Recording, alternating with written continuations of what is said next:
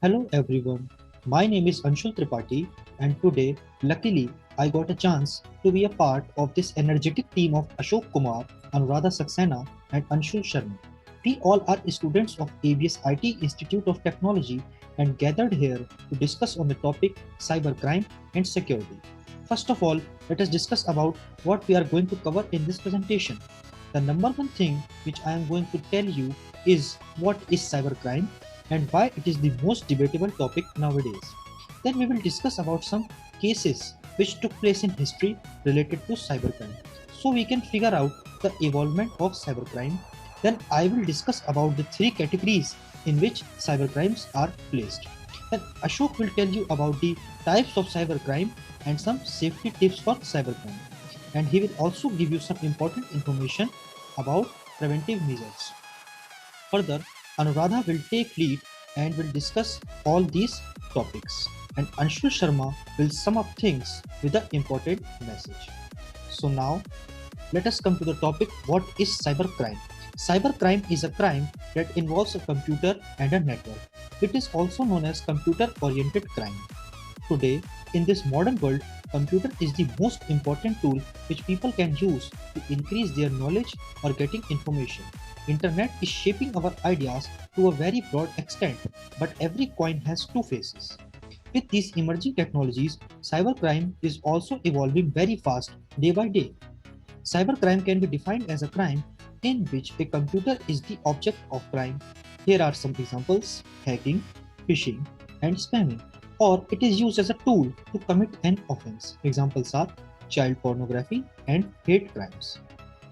Cybercriminals may use computer technology to access personal information, business trade secrets, or use the internet for exploitation of trade secrets or for malicious purposes. Now, let us discuss about history of cybercrime. The first cybercrime ever recorded was in France during 1820. The person involved is Joseph Mary, who invented looms to store design in textile industry. The first spam email took place in the year 1978, which was over ARPANET. The first virus was installed on Apple computer in the year 1982. A 16-year-old student nicknamed DataStream was arrested by UK police in 1994 when he broke down UI.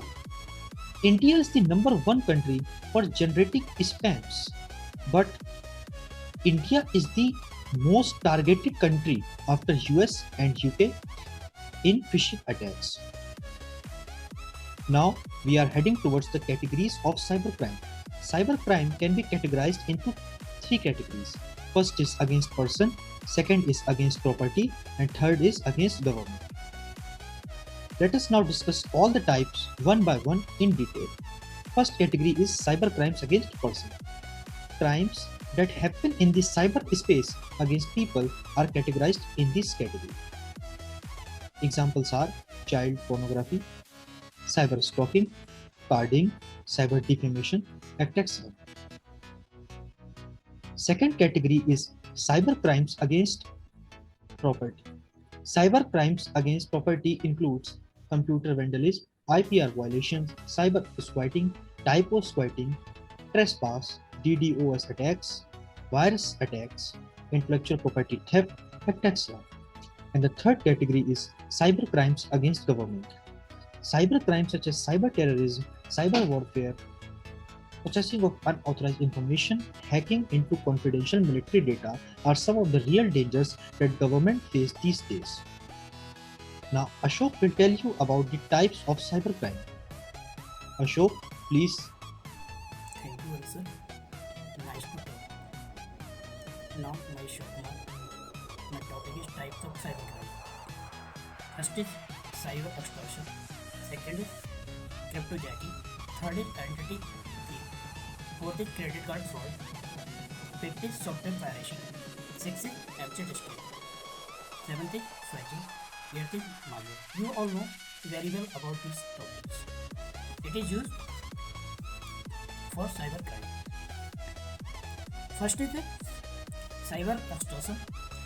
It is a form of online crime which occurs when a person uses the internet to demand money or other goods, or behavior such as sex from another person by threatening to inflict harm to his person, his reputation, or his property.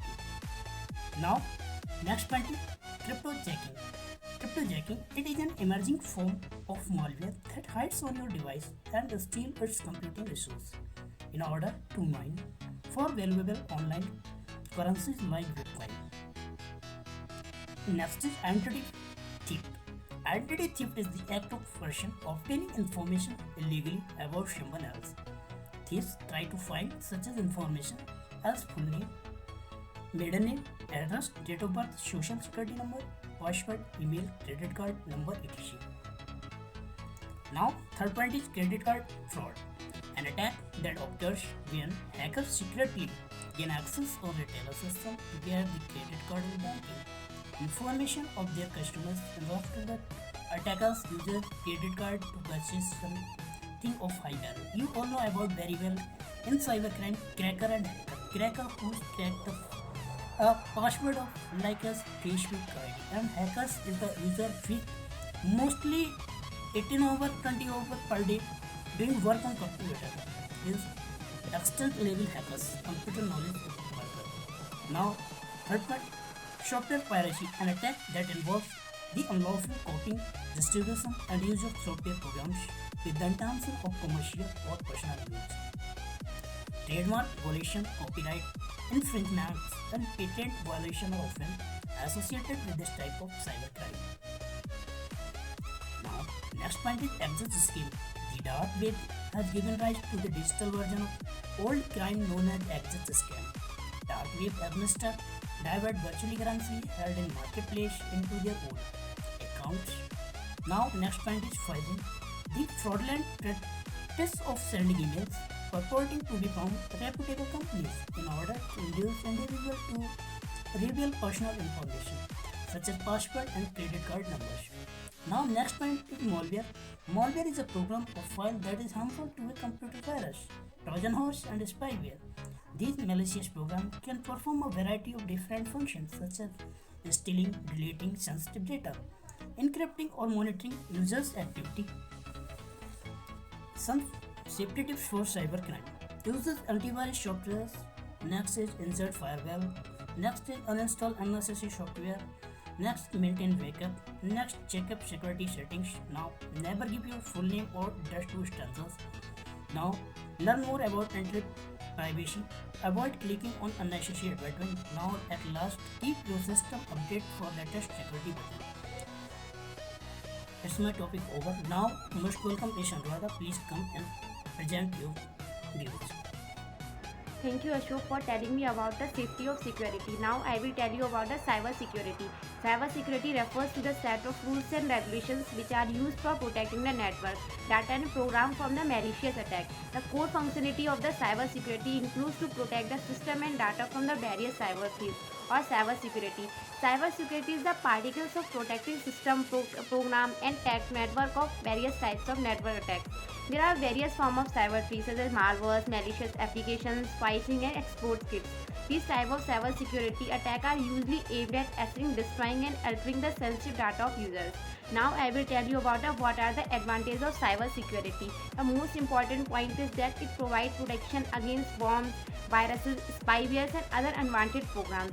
Second point, it provides protection from data thieves as with implementation high security protocols. Malicious users cannot break the network architecture. Third point is protect the system from hacking. As we know that hacking is the most attempted point that destroy our network security and also other points. Also fourth point is that provide data and system privacy. It can be achieved with the good implementations of security policies and protocols in the networks. Now I will tell you about what are the disadvantages of cyber security. Most important point is that rules for firewalls are difficult to configure correctly. Second point, make the system weak or sometimes too much security can backfire. Third point, it is costly for average. Fourth point, incorrect firewalls rules block the users for accessing various services of network. Now I will tell you about what are the cyber law. Cyber law is a term that influences the singular issue related to the use of internet. It is also known as the internet law. It is a less a distinct field of law that intellect property or contract law. as a domain covering many areas of law and regulations. Some leading topics include internet access, uses, privacy, freedom of expression, and jurisdictions. In simple words, we can say that cyber law can be considered as a part of overall legal system that deals with the internet, e-commerce, and digital contracts, internet's evidence, cyberspace, and the respective legal issue. It is the most important point of the cyber law. Thank you, and now I will share to Anshu that he put their points. Thank you, Anuradha. Here, Anuradha will already tell about the cyber law. Now, I will tell about the objectives of cyber law. What type of aims and objective will be taken by cyber law are as follows. First, to create more awareness about cyber legal issues and challenges.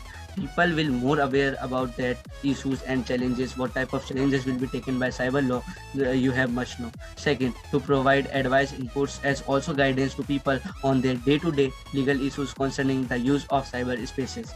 They can also give the advice and guidance to the people that what type of issues and what type of cyber spaces they can make for easier the cyber law. Third, to work on research and development on cutting edge issues and challenges in cyberspaces. They can also work on research and development about the cutting edges and challenges in cyberspaces. Fourth, to contribute to the global debate on evolving cyber law jurisprudence. They can also make the law of global debate to contribute more in cyber law. Fifth, according to cyber law, any company can store their data in electronic storage. It is make easier to the company man that they can easily store the data in a electronic storage. Now, sixth, to coordinate with other concerned stakeholders in the digital environment so as to contribute to the evolving cyber law jurisprudence. They can also coordinate and concern the stakeholder in a digital environment to contribute more in a cyber law. 7. To provide legal assistance and advice to people who have been affected by misuse of cyberspace and connected services. People have must aware about that. They cannot misuse the cyberspaces and connected services. 8. To stop computer crime and protect privacy in internet users. They can also make easier that they can easily use the internet in any services, and in the privacy and protection you can use the internet. 9. To provide facility of filling document online related to school admission or registration in employment exchange. They can also make easier that you can fill any form according in school or college or for any type of job. You can easily fill by the cyber law. 10. To give legal recognition to digital signature for accepting any agreement via computer. They can make that not a fake signature will be used in any type of agreement. Only the original signature will be used in the agreement and digital signature will be used. 11. To make more power to IPO, RBI and Indian Evidence Act for registering electronic crimes. They can take the help of RBI and Indian Evidence Act for registering electronic crimes. Next, cyber laws in India. India will introduce this IT Act in 2000, and it is based on the UNCIRL models, and it is generally as a General Assembly of United Nations, and it is offense the acts like acts of IT like first, tampering with computer source document. Second, hacking with computer system data illustration. Third, publishing offense information. Fourth, unauthorized access to protected system. Fifth, breach of confidentiality and privacy. Sixth, publishing false digital signature certificate. These 6 points will be taken acts, and they can make more powerful for cyber laws. Next, I will conclude whole the topics, what type of conclusion will be taken, and I will conclude that you can must know about the cyber crimes, what type of history and the cyber security, what type of safety you can take, and you can must aware about the cyber securities, what type of advantages and disadvantages in a cyber security, cyber law and objective of cyber law. This all are come in conclusion. You have must aware that you will be make a security from that app which is useful, and you can also protect the app from ransomware, malware, identity scam calls and etc. from the crime from the cyber crime, and must make the organizer must continue to train their employees and help to build their awareness in IT security. Thank you so much for listening us, and be safe from the cyber crime. Thank you so much.